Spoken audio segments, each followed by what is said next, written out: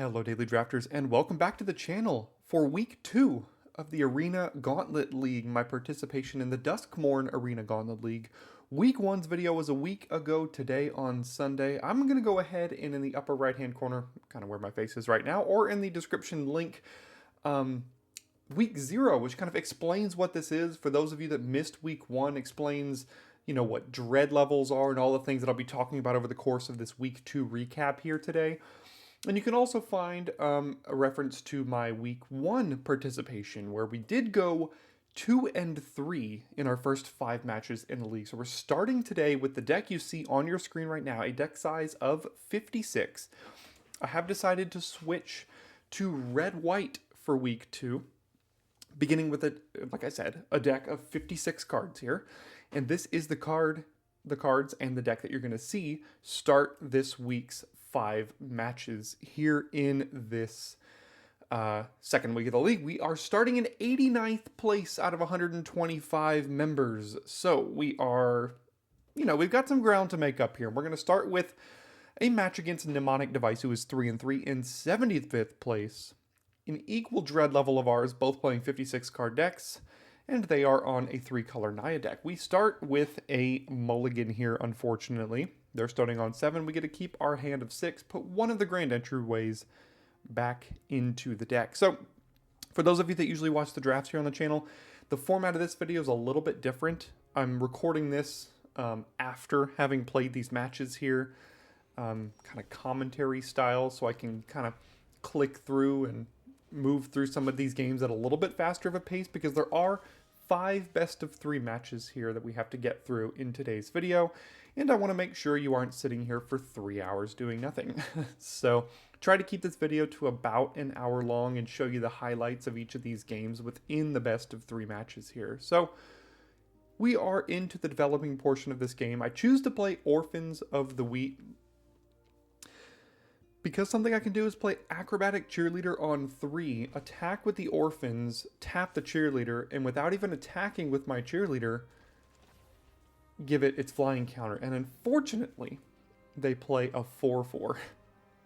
So everything regarding my entire plan is gone. So now we have to decide exactly which of these things we're going to do here. The Betrayer's Bargain could only be cast if I sacrifice the Orphans, which is not going to happen. So I have to decide, do I just play a 2-2 in the Acrobatic Cheerleader here? Do I play the Dollmaker's Shop? I can't attack with it, so it's not like it gives me a creature. Grand Entryway just makes a 1-1. So a turn 3 4-4. Granted, we do have a Toby in our deck as well, but haven't found it. They have. And you're going to see a Midnight Mayhem here. So basically, we just completely get absolutely run over in game 1 here, to the point where we stood not a lick of a chance in this game here. So I'll play this. I mean, I can Betrayer's Bargain their 4-4, which does mean that their creatures don't have flying anymore. It takes up my whole turn. I would have to take 7 again next turn, go to 2. I mean, I guess I could block some creatures if I do that as well. I am currently just straight dead on board if I don't do that, so I pretty much have no choice but to kill the 4-4 here.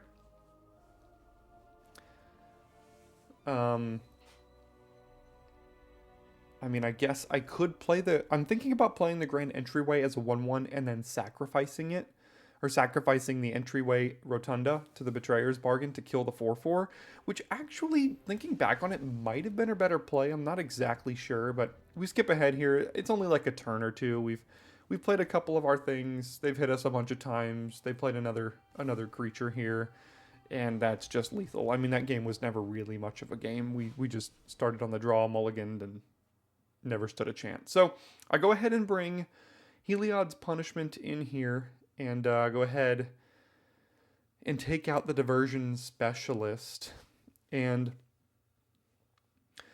I think the Heliod's Punishment against this matchup against another aggressive deck might just be the time we need the games aren't going to go very long. I also bring in the Cult Healer because it can get lifelink, and I think that lifelink is going to be pretty important, again, in this aggro matchup. Take out the Hand That Feeds. That card just really is not ever much more than a 2/2 in this matchup. So I take that one out as well. We do start on the play this time, and we get to start with both colors of mana. So we're going to go ahead and keep this one, and likely just lead off with the Percussionist. So for those of you that are like, this is the Duskmourn League, why is Heliod's Punishment in your deck? That's not a card from Duskmourn. So there are comeback packs for when you lose matches in this league, where you can choose packs from other sets to help boost your deck for future matches, and they all affect your deck size, which is why our deck size is currently at 56. At least one of the comeback packs I chose in my 3 losses included Theros Beyond Death, where Heliod's Punishment is a card. And like I said, I think in this aggressive matchup, I think the Punishment is gonna do some good work here.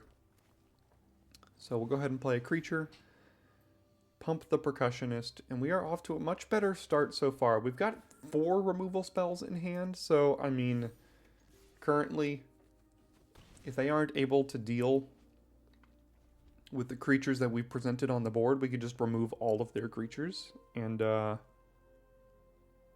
knock them down from 14. That's the goal so far. But they are able to deal with the creatures we have on board. And unfortunately, blank most of the rest of the cards in our hand as relevant things here. So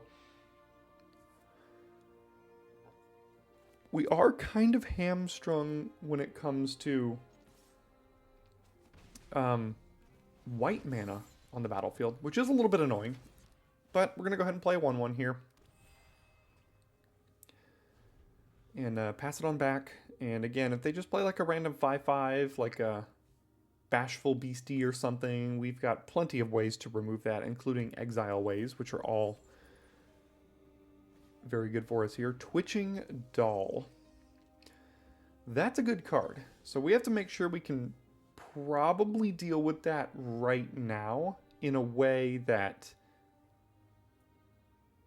you know, doesn't let it activate its abilities and all sorts of things like that. I don't really want them to get it back necessarily. I think about doing Sheltered by Ghosts, but I do know that he has Scorching Dragonfires in the deck here. I am able to see what's it called? The deck lists. And unfortunately, I play right into it. I have no idea why I did what I did there, because I'm able to see his deck list before I'm playing. So you can see we skip ahead a little bit farther, and I've drawn a bunch of lands. Eventually did use the Heliod's Punishment. It's got 1 counter left. I've got a bunch of creatures here, and you're going to see the power of this Dollmaker Shop Porcelain Gallery here. I don't think I've ever played this card on the battlefield so far in this entire series. I didn't even know I had an enormous amount of lethal when I attacked this turn, but it looks like that was it. And look, Heliod's Punishment did its job there. I just like completely punted with that what's it called? Sheltered by Ghosts turn there. So I go ahead and took out the Hand That Feeds again and added a different card for game 3. We go ahead and keep this hand, skip ahead after he makes a Multa 5, unfortunately. So we've got Veteran Survivor into Elegant Rotunda, but Needlehead is pretty good as well. Lots of rares on the opposing side of the battlefield, so we're stuck with all white lands in hand. So we just have to hope we find a red, and that, honestly, they don't find their second color of mana. We're both stuck on monocolored mana currently. Let's see what they've got here. And here comes the green. Not gonna block. And the Twitching Doll is back. Well, we don't really have anything else we can do. So we go ahead and unlock this, put it on our creatures here, and attack. And the race is on. There is no other option we have when it comes to the actions we've made so far this game. The Twitching Doll can provide white mana in the event that Mnemonic Device has white cards in hand here. Okay. Glimmerlight is something we can at least do here. So we'll go ahead and play the Glimmerlight. Attach the equipment to the 2/2. And attack with both, threatening to put them down to 7 here. And that does happen.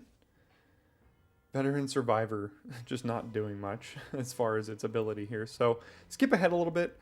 We have finally found our red mana. We're at 9, they're at 7. Couple more creatures have entered the battlefield. The Unicorn came down, but not much else has happened here.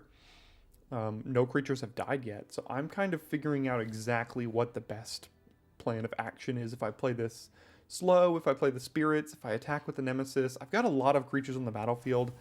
There could be a chance that they've got something like Scorching Dragonfire. Again, I'm looking at the deck list as I'm playing. They've got a copy of the +2/+2 and Flying Trick.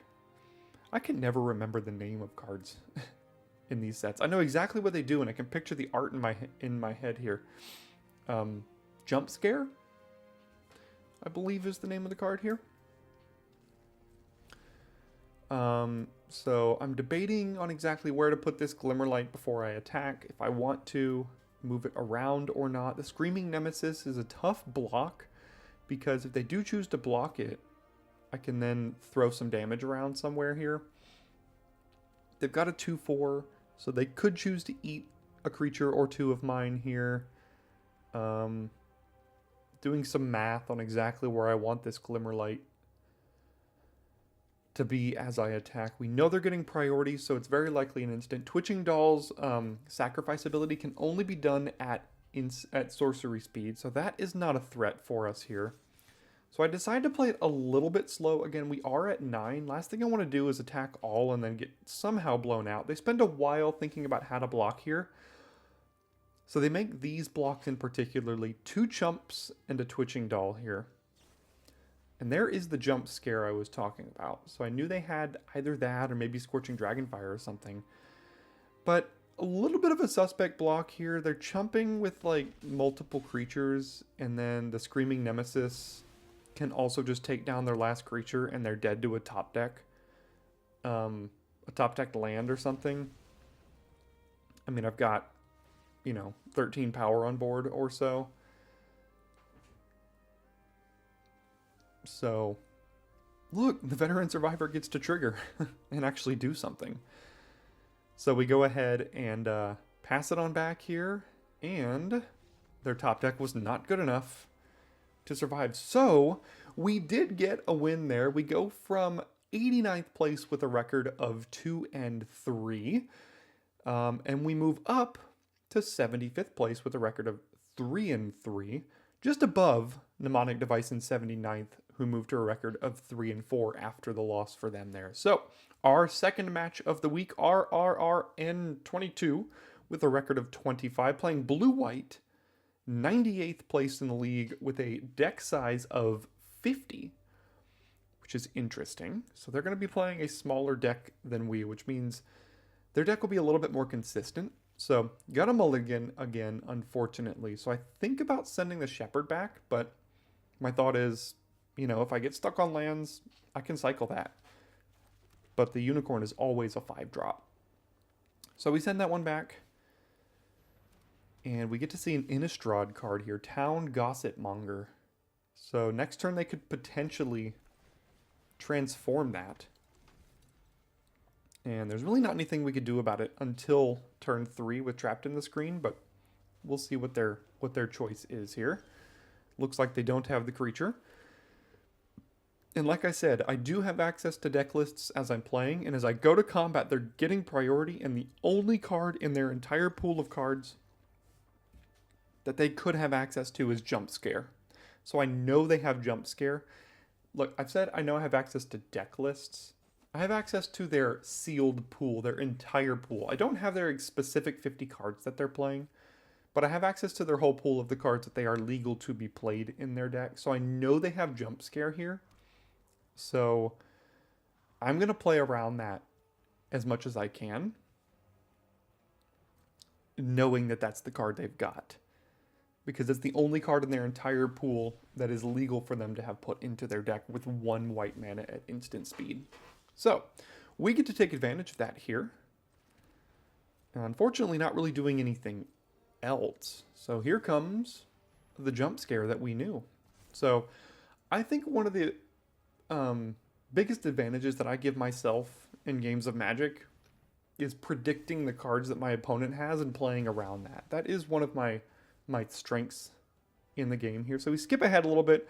We both developed, quite a few creatures onto the board. I'm stuck with an interesting decision of Fear of Abduction here. They've got a few creatures, a hover ship. We've got a few creatures. Go ahead and exile my 1/1. And you're going to see an enormous blowout here with a counter spell, because that means my creature gets exiled and I don't get it back. So that was absolutely brutal. Once again, I have access to their pool of cards, so I might have been able to see that coming, but now I know in future games that they're actually playing Fear of Imposters, so I can play around that a little bit. We skip ahead a little bit more. Life totals really haven't changed much. I attack with a Glimmer Seeker, and unfortunately, I did also see Ezram in their pool of cards, and figured Ezram was a reason they were playing blue-white here. That card is absolutely insane from Karlov Manor, for those of you that remember Ezram when you drafted Karlov Manor. But attacking here into an Ezram flipped up from Manifest is going to be the nail in the coffin for game 1. And I'm really, really going to have to figure out what to do about Ezram in future games, as I am highly, highly likely to lose this one here now. But I don't know if I could have... I mean, I knew that Ezram was going to be in their deck playing blue-white, looking at their pool of cards, but I will be fully honest, when I attacked there, I didn't even consider them flipping Ezram up. So I could have maybe played around that a little bit and not attacked, but if they had Ezram, I'm just losing this game, basically, no matter what. So it really didn't matter. I was losing no matter what I did here. So they're just removing our entire board. I'm just not conceding yet so I can see what cards they're playing in their main deck. And then take the concession, and we go down 0-1 here in our second match. So go ahead, bring in Omen of the Forge, and consider more things. I'm considering Unwanted Remake just to deal with Ezram as well as Seize from Slumber here. I don't know if those are going to be the best choices. I do take out that Hand That Feeds. I just need to have this out of the deck. It just doesn't really do much. And I have to remove 2 more cards here. I could play more, but I just don't think the Unwanted Remake is very good at all. I am on the play, so I want to make sure I keep some of my aggressive creatures. And like I said, I consider the Seize from Slumber and the Unwanted Remake, but I take them back out. So all I did was adjust the Omen for the Hand That Feeds here. Had a lot of 2 toughness creatures, so the Omen could be pretty good. Start on the play, we have Glimmerlight into Screaming Nemesis. Not a bad start here. But you're going to see we're going to be presented with a very interesting decision very early on in this game. So they play an island and they pass it back. And I'm looking at their pool of cards and notice that they have at least 2 2-mana counterspells here. So my thought is, do I play around that by equipping Glimmerlight and play Grand Entryway? Or do I just run into their counterspell and play the Nemesis here? That's what's taking me so long.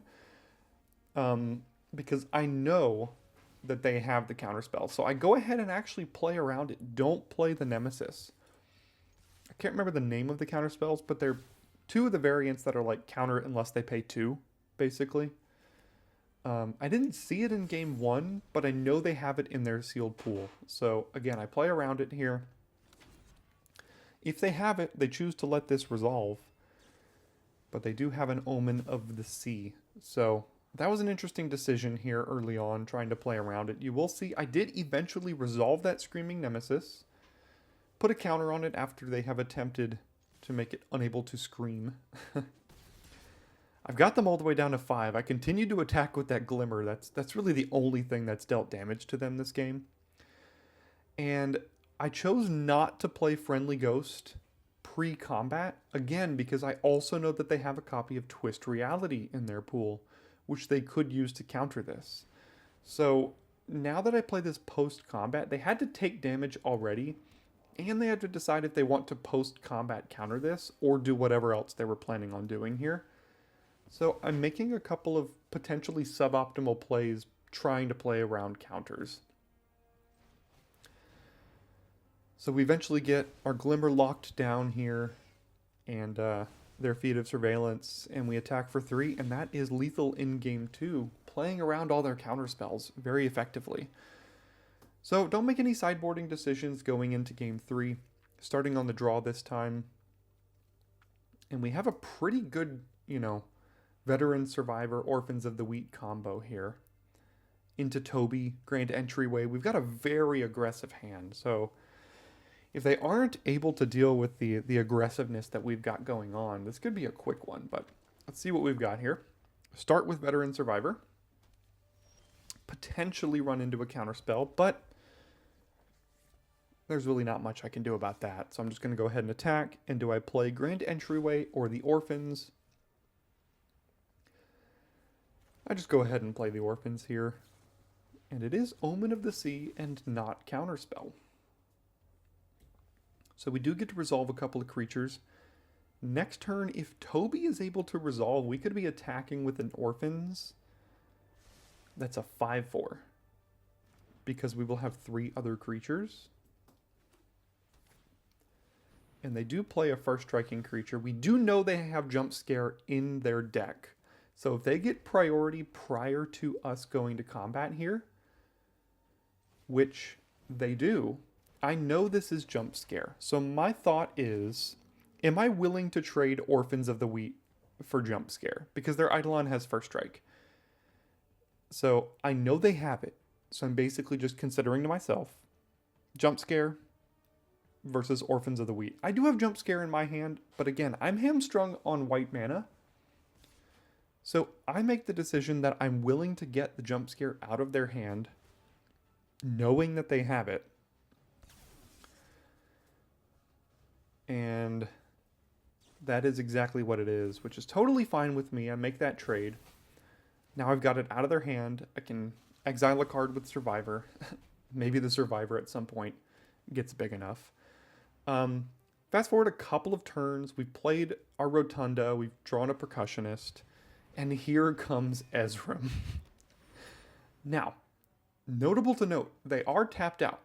So, Ezram cannot gain Hexproof. And I have no way to deal with it. So, I spend a long time trying to figure out exactly what to do this turn. And I figure the only real out I have almost in this entire game is to flip up one of 2 spells off of the Percussionist if they choose to block. So I attack with almost everything here, and they did choose to block the Cold Case Cracker. I save my Veteran Survivor, and the Percussionist dies. And through the good graces, we flip Betrayer's Bargain and are able to cast Betrayer's Bargain and exile Ezram. And you can see in the bottom left, he messages me and says, oof. That was about my only out in this entire game here, was to flip up Betrayer's Bargain. I think I had one more flip that would have gotten rid of Ezram there, maybe a Trapped in the Tower or something, but I had already used Jump Scare, so that wouldn't have even done it. Yeah, that was among the best flips we could have possibly had. And I cannot complain in the slightest. Thought I was in the clear there as well. Yeah, I did too, if we're being honest. So for those of you that ever need to question if you should block the Percussionist, never block the Percussionist. Had he not blocked and I not been able to deal with Ezram there, I think I was pretty much 0% to win this game. So, we will take those. We skip forward a little bit. They've kind of flooded out. We haven't really progressed much more, but we don't really need to. They do have the Fear of Imposters. Unfortunately, get to get rid of Dollmaker's Shop, but the damage has been done. As we do flip over Fear of Being Hunted, we are able to unmanifest it. It is forced to be blocked, and they are forced to take 5. So we get the GG and get the win from the jaws of defeat. So we started this match in 75th place with a record of 3-3, and after this win, moved to 47th with a record of 4-3. Not a bad spot to be here.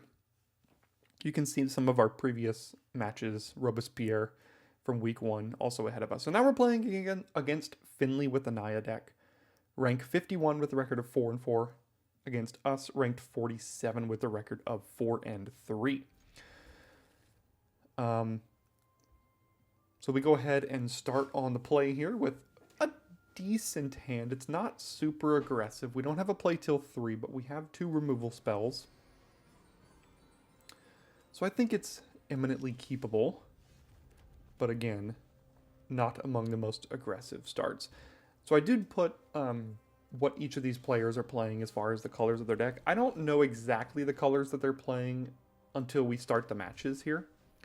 And I put the graphic up for you again post-match, so I know what they're playing because I already played the match. But I have a general idea looking at their pools. You can kind of see some of their better cards. And knowing what I know about sealed deck building, I can see that they probably tried to fit some specific cards into their pool here. So Trapped in this green can get rid of Dreadful Apathy, which also can exile the Glimmer Seeker here in the future. So I'm actually going to go ahead and use Trapped in the Screen to get rid of the Dreadful Apathy so that my Glimmer Seeker can get a survival trigger to get a 1/1 and hopefully snowball here. Kind of an interesting decision to make there, but went ahead and made it. Fast forward a couple of turns, they've got a manifested creature, we've got our unicorn down. We have got them all the way down to 6 here, but they emerge from the cocoon, the Branch Snapper, and go back up to 9. Now, I kind of did overkill here. I didn't really even need to do this Trial of Agony. The Grand Entryway, casting for 1 and a white, would have tapped down both of their creatures using our unicorn as well. The unicorn has a constellation trigger, which cares about enchantments entering, but not rooms being unlocked. But, again, the room is an enchantment itself, and so is the Glimmer. So both their creatures get tapped, and I am able to swing in for a lot of damage here, which is lethal in game 1. They never really got their footing underneath them. They kind of had to mulligan and not really draw a ton of creatures, and we were able to kind of push through there. Once again, taking out Hand That Feeds, as it really doesn't do much. And looking through what exactly to bring in replacement of Hand That Feeds. Thinking about Seize from Slumber from their big reanimation targets. Again, thinking about Heliod's Punishment. I go ahead and bring in the Seize from Slumber. Again, once again, to kill their biggest targets. Once I get those big creatures off the battlefield, I feel like I'm okay. But yeah, getting those big ones off the battlefield is of utmost importance for us here. Starting with double green, and we get Orphans on 2. And we have Glassworks next turn if we want to kill something. We also have Dollmaker's Shop if there's nothing to kill. Both of which would be pretty decent.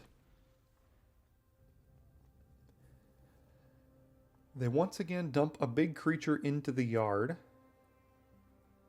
And like I said, having access to their pool, I knew they had at least the Branch Snapper and the Panther and those big land cycling creatures that put themselves into the yard. I think they had two reanimation spells. So I knew that was at least a small package that they would probably consider putting into their deck. Apathy. Does lock down the orphans here. And basically all I can consider doing is just playing the Glimmerlight and attaching it to the Glimmer. I could put the Dollmaker Shop down, but it doesn't do anything.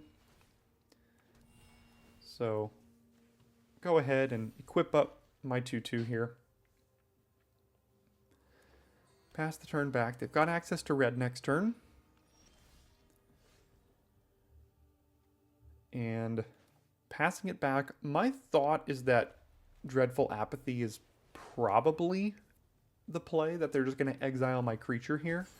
So I just go ahead and kind of dump my hand, get access to a, what's it called? A Rummage from the Gremlin if I want it. Although I do end up deciding the hand's pretty good. I mean, I could get rid of the Specialist, but like, I've got a ton of threats here.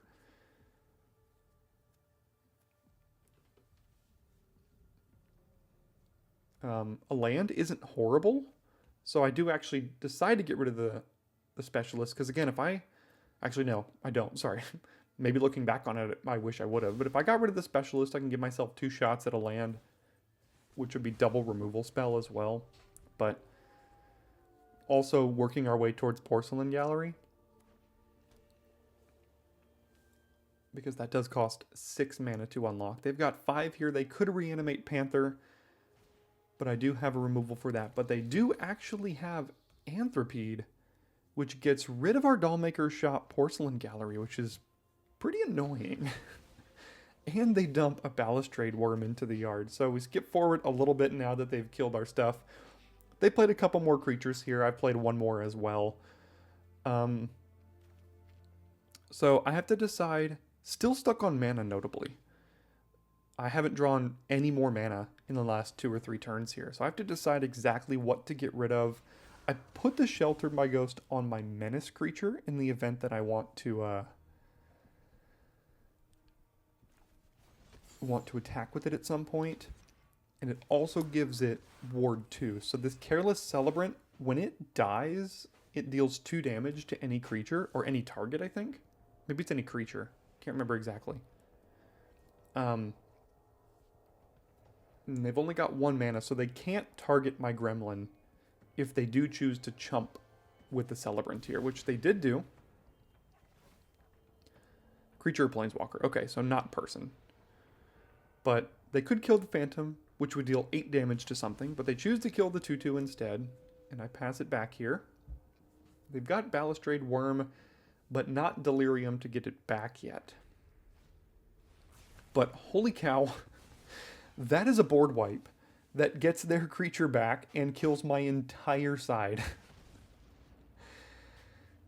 Again, I do have access to their pool prior to playing, and I did not see that one. For some reason, I read that card as kind of garbage, but boy, did it do some work there. It killed my entire side. And got them a 5/4 back, so that was pretty annoying here.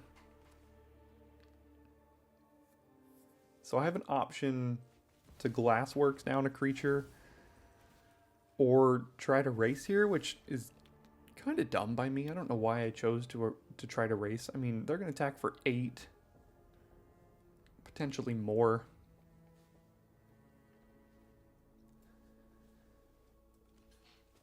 But they do choose to block, and now I can throw 5 damage either at the Anthropede or their face, and I don't know exactly what the right choice is here. I threw it at their face because I still have Glassworks in hand, so I can use that to kill the Anthropede. That's the reason I chose at their face, but they've also now got Balustrade Worm with Delirium, which means this turn I have to take 9 if they want me to, which is the play.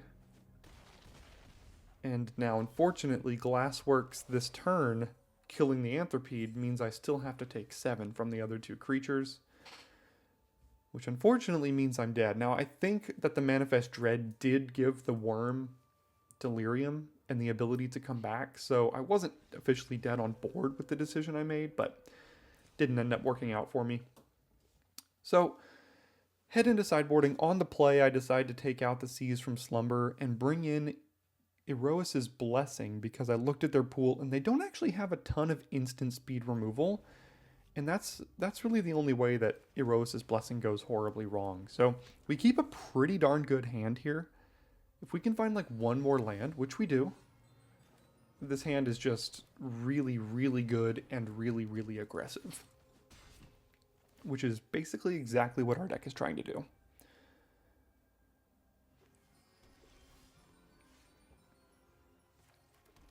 So go ahead and attack with my creatures, get a couple survival triggers, play a 3/3. They're at 14. I have removal in hand. Things are looking up so far. But let's see what their turn 3 play ends up being. Okay, kill my 3/3. Sure. Skip ahead a little bit. I still have only the creature, and look at all the lands I have drawn. I've drawn like basically only lands since you last saw us here. They have found their mana underneath them. They are at 2 though. So I could attack with both, but the thing is, I've got a Bashful Beastie underneath my 2/1. So if they just double block, they get that back, and then I'm probably dead here. So I choose to attack with a 3/2, which they are forced to block with.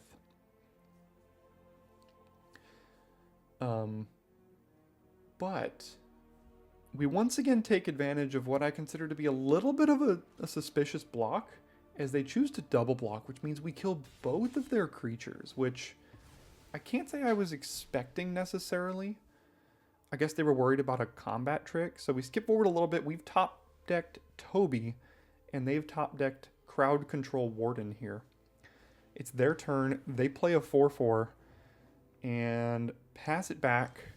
I draw yet another land, but unfortunately for them, we do now have lethal on board. I'm looking. The reason it takes me so long to attack here is because I'm looking at their pool for a single red mana, if there's anything they could potentially have when I attack with all 3 of my creatures here. Because if they do, I lose the game, basically. But I choose to attack with everything. They make a couple of blocks, and oof, we get there barely. Some really, really close games this week so far. But we are starting off the week 3-0. So again, we were in 47th place with a record of 4-3 prior to the match. And after the match, we move up to 32nd place with a record of 5-3, ahead of Oblivion and a couple of others that we have previously played against. So now we are playing against Chris91 with a record of 2-6, rank 104th in the league, and a Jeskai deck with a dread level of 60. And I look at this hand, and while I'd love to be on the play, we take these. Start with Veteran Survivor on 1, Orphans on 2, Dollmaker Shop on 3, attack for a bunch of damage. Sounds good to me.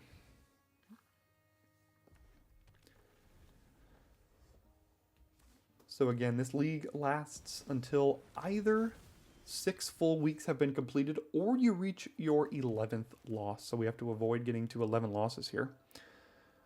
They also play Dollmaker Shop Porcelain Gallery, which we know is a good card, because we have it in our hand as well. But I've got Sheltered by Ghosts here, and looking back on this, I definitely regret a play that I made that I'm sure we'll get to here shortly.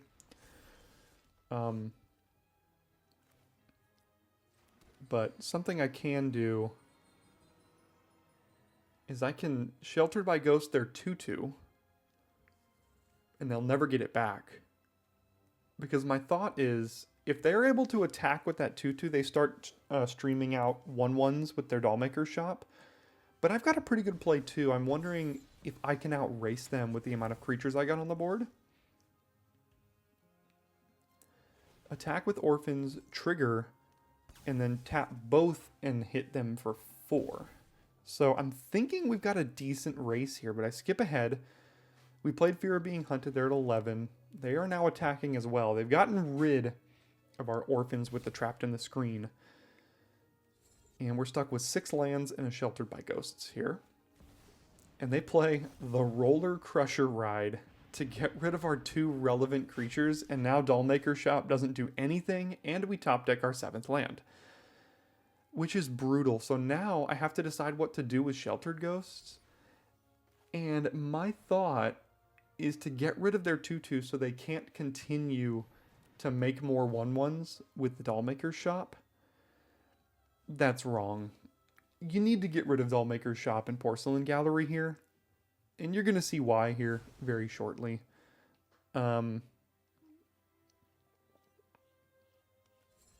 they have to do is flip that and then draw any creature, and it becomes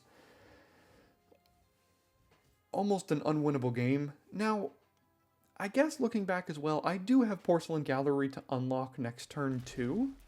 So, you know, but we skip ahead. They've drawn a Gremlin Tamer, and that's the nail in the coffin. I mean, they unlock it, they flip it, they're able to attack with the Gremlin Tamer and a 4/4, make another 1/1, pump them each again, and this game is well and out of hand. So had I used the Sheltered by Ghost to get rid of their Porcelain Gallery, did I stand a chance? Well, we draw like our 15th land anyway, so it really doesn't matter. Probably still would have lost. I don't know if I would have remade that decision going forward, but I add the Cult Healer against another aggressive deck because of the lifelink here. Take out the Diversion Specialist because I think it's just a little bit too clunky, and head back in. And an interesting keeper mold decision. I do decide to keep here because I do have Glimmerlight as well as Glassworks. Also, Elspeth Conquers Death. This might be the first time this card has shown up in our hand in like 5 matches. One of the best cards in our deck, but we just really haven't seen it. So they have chosen to take a mulligan to 6. We play our mountain, and off the top of the deck, we find a Plains. Never didn't happen, am I right? So we'll play the Fear of Surveillance. They've got a 3/3. That's a pretty good stonewall for almost my entire deck. So I go ahead and decide to get rid of that here early on. Attack for 2. And this guarantees my 5th land drop. And I can play it next turn while also playing Glimmerlight and Equip. So that's why I choose to keep it on top here. Inquisitive Glimmer. They've got the Jeskai deck of all Jeskai decks. I'm shocked their deck is only 2 and 6 in the tournament with Gremlin Tamer, which, if I'm not mistaken, I'm not looking currently, but I was at the moment, I think they have 3 Gremlin Tamers in their pool. Like, it was a really, really good pool, and I was shocked they were 2 and 6. So we skip ahead a little bit. We have drawn Most Valuable Slayer, and we are able to get rid of their 3/3. Move this on over here to distribute the wealth of power and attack. And it's almost like Elspeth Conquers Death is just a good card. And a card I would love to see in my hand more often over the course of this series. But we'll send him to 3 here. And there's nothing to do there. So we go to 1 and 1. And moving to the draw again, I take out the Unicorn as a much more aggressive card.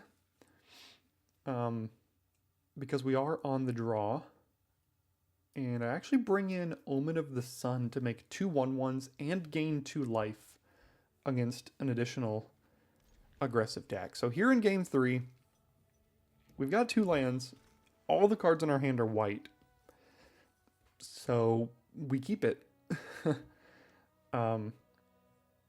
But foreshadowing, based on the tone of my voice, you might see how this is going to go.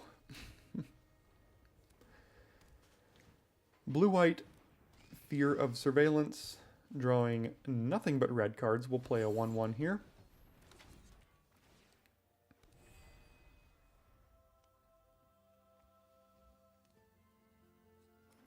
Their thing does have vigilance, so we can't even like Dollmaker Shop and attack, unfortunately. Though another Plains does let us at least play Cult Healer here. That's a 3/2. There's another Plains. So again, I can't attack. I could use Sheltered by Ghost, but that doesn't seem beneficial. So I go ahead and play Cult Healer. Skip forward. We've drawn at least 2 or 3 more cards. They've got like 3 or 4 rooms on the board and a Gremlin Tamer. You can see we still only have 3 Plains on the battlefield. They've attacked with a Ghostly Keybearer. I have to make suspect plays because if it connects, they draw 3 and get another 1/1. I can't cast 3 of the cards in my hand here. So while it sucked to do that, had I been able to block their Keybearer, at least they wouldn't have been able to unlock that room for free. But that is what they did, and here we are just stuck on 3 Plains on turn 6 or 7 of the game. Oh, perfect. That's what I needed. Yet another Plains. So, I mean, all I can do is really make a 1/1 here. It's unfortunate. I feel like most of the losses I've had in this series are like close games. We're having good matchups, and then we don't get to play the final match of the game. I mean, there's really nothing we could have done here to survive. I mean, I guess I could have mulliganed and hoped for a better hand. Skip forward. They've got another Gremlin. We're still stuck on 4. They crush our entire board once again. Can pay the ward. They get another 1/1. They get another flyer. We miss on lands once again. And unfortunately, that means we lose our first match of the week. I think their deck was really good. Again, I don't know how they were 2-6, but that is our first loss of the week. We moved from 5-3 in 32nd place to 5-4, only falling down to 37th place. Opponent match win percentage on the right, you can see is kind of the tiebreaker of the league for those with similar records. So after you lose, I choose a Karlov Manor comeback pack because my deck is red-white, and if I remember anything from Karlov Manor, red-white's the best deck. So I think I could get some interesting things. Unfortunately, my pack is not that great, and because I've won so many games, my deck size has increased to 60. So I'm going to go over the changes I made here. We're playing against Laugh It Up with a record of 1-4, ranked 111th in league. I went ahead and took out that Hands That Feeds, and I added in two more lands, as well as the Market Watch Phantom from the comeback pack you just saw, Omen of the Forge, and Cult Healer, which were kind of the changes I was making in sideboarding decisions anyway. So we're now playing with a deck size of 60 here for our last match of the week, a record of 5-4. And I'm pretty excited that Ghost Vacuum doesn't actually do much against our deck. I mean, it does threaten to eventually crack and like get a bunch of creatures on their side, but they are only 1/1s. But it doesn't like hose our Delirium that we don't care about or anything like that. I have played some drafts of this format in which Ghost Vacuum has completely hosed almost my entire deck. So that's really annoying. But in this matchup, it's not that bad. So I could play Fear of Being Hunted. I don't really want to trade that for a Resurrected Cultist, though. So I think the pretty easy play is to play Glimmerlight, give our Cult Healer a lifelink, equip the Glimmerlight, and still use Jump Scare to kill their Cultist here.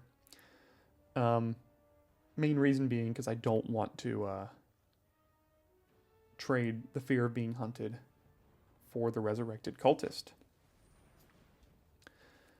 So, play the Glimmerlight. The Ghost Vacuum continues to give them priority, but they're doing well with it. It's fine. And equip it. And use Jump Scare to kill the Cultist here. That way, if they don't have another creature, I still have a good amount of power on the board to be able to attack. Gain 6 for what it's worth as well. And we move forward quite a bit because they have actually cracked their Ghost Vacuum for a few creatures here. I put them to 11. They did play a Swarm Weaver, of which their pool has 2. But we did use Sheltered by Ghost to get rid of it here. So we go ahead and make most of their things not be able to block. Not most of. One of their things. So their option here is to trade 4 of their creatures for my Glimmer Seeker, which I can't imagine they're going to want to do. So they go ahead and just chump with 1. I go ahead and draw a card, because I do have Glimmer. And then play Most Valuable Slayer for next turn, which is a nice little combo here. A 5/4 first strike that draws a card after combat. So we'll go ahead and pass this back here.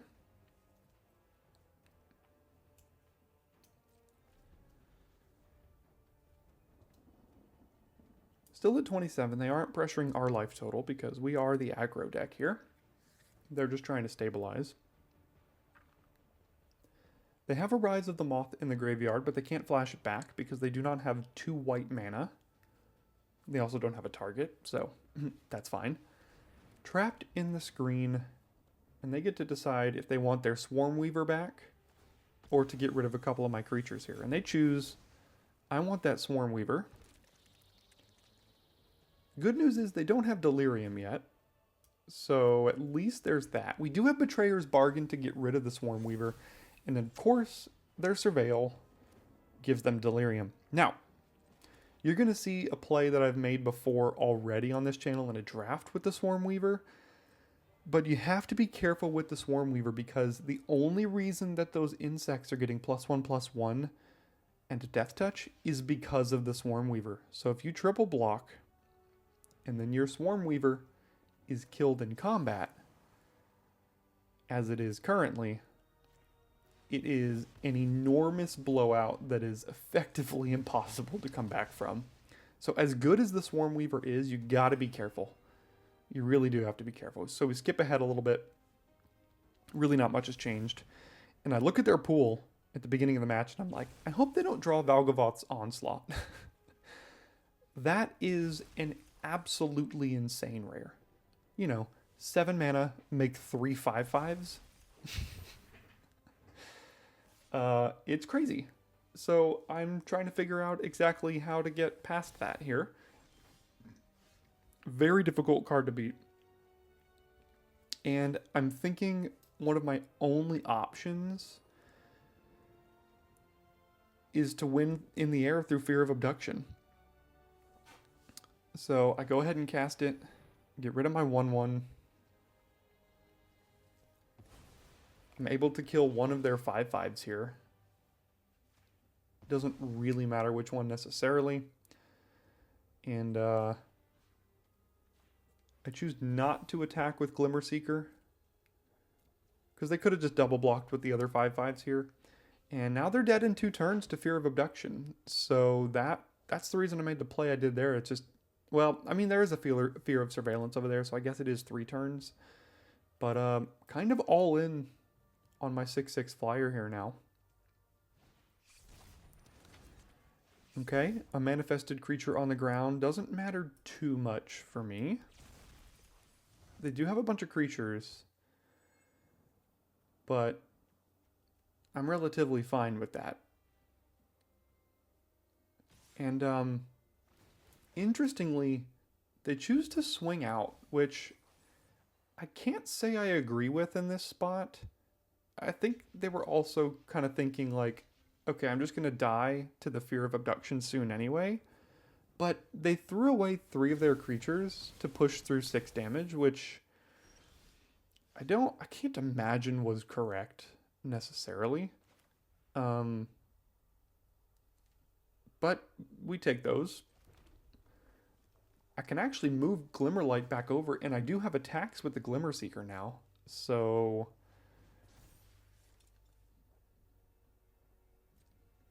Yeah, we take advantage of those suspect attacks and blocks from opponents as well.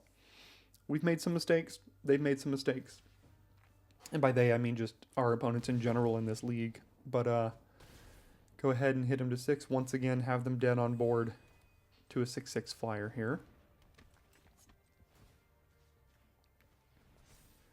And pass it on back.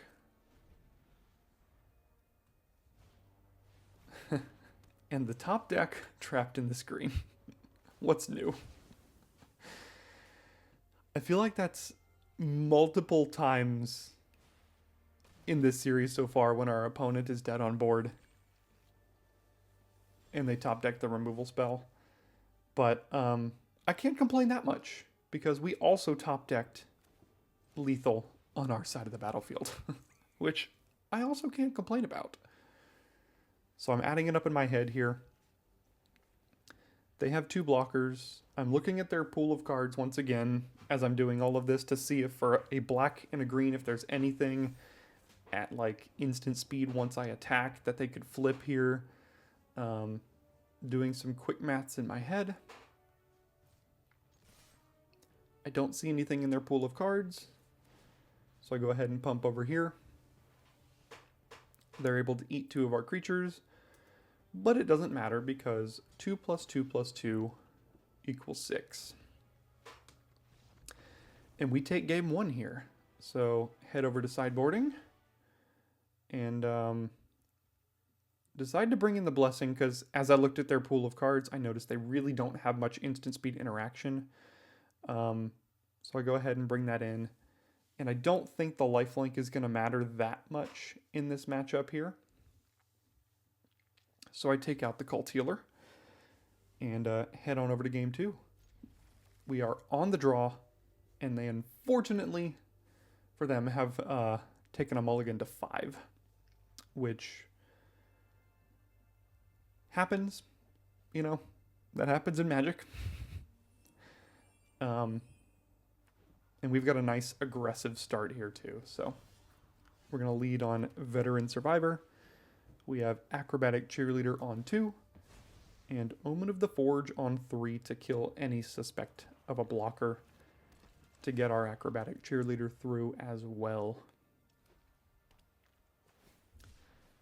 All right. Hopefully don't have the Reanimate to bring that thing back. That would be a little bit annoying, except for the fact that I had forgotten that Veteran Survivor can get rid of it. So that's what we do.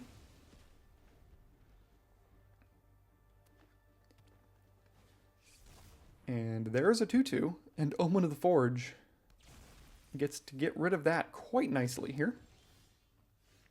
Now, we are drawing effectively nothing but lands, so hopefully we're able to push through prior to that coming back to hurt us here.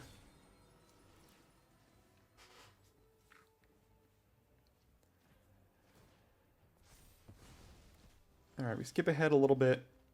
We've got them down to 9.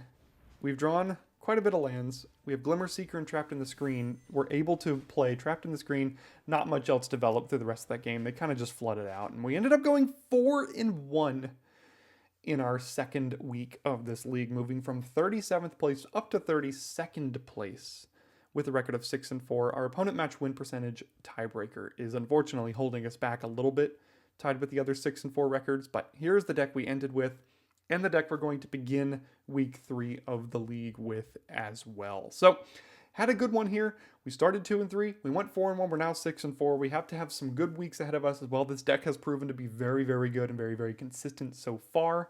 I'm enjoying playing with it. I'm loving playing in this league. I hope you guys are enjoying the content of the league as well.